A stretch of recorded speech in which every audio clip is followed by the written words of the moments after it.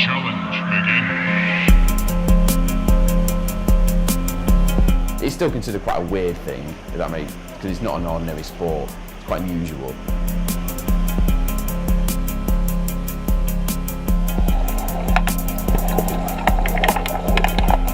My name is Joe, and I play for Team Great Britain Underwater Hockey.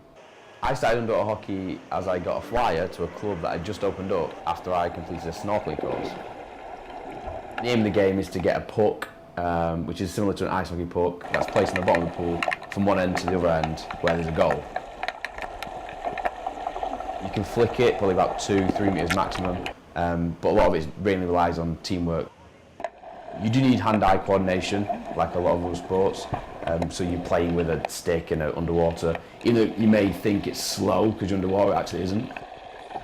I'd say probably one of the main ones is teamwork, which I know is always the one that everyone shouts about in team sports, but it is extremely important, this one, because it's literally impossible to do it on your own. Similar to a lot of sports, you generally need a good work ethic in terms of fitness. You need to be very fit to play the sport. And the nature of the sport is that you need to hold your breath, so you can't walk your way, if that makes sense. You're sprinting all the time.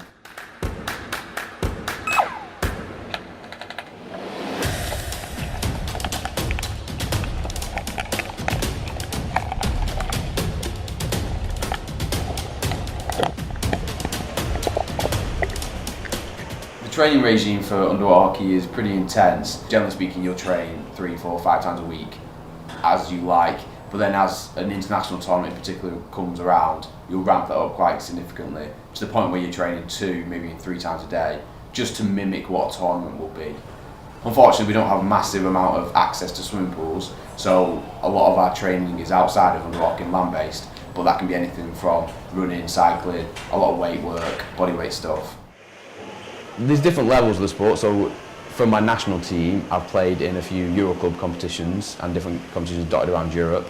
On an international standpoint, for Team GB, my first one was in 2010, which was in Wales. Then 2011 was in Dordrecht, the Netherlands. 2013, there was a tournament in Hungary. 2015 was in Spain. And the latest one, 2017, which was last summer, was in Australia. You get asked loads of questions, and a lot of times if you tell someone the sport you do, they kind of ignore the underwater before it and then start talking about field hockey. So common questions are, if there's a goalie, how long you can hold your breath, and also how do you move a big hockey stick underwater, how do you stand up? And I also had someone kept asking me, how do you take corners? Underwater hockey very much consumes my life, so it kind of shapes things that I probably shouldn't, such as like your career and your education choices. I suppose all sports are good fun, but once you get into underwater hockey, once you get surrounded by the community, it's so small, and you get to know literally everyone from all over the country and then beyond, then you just kind of get hooked.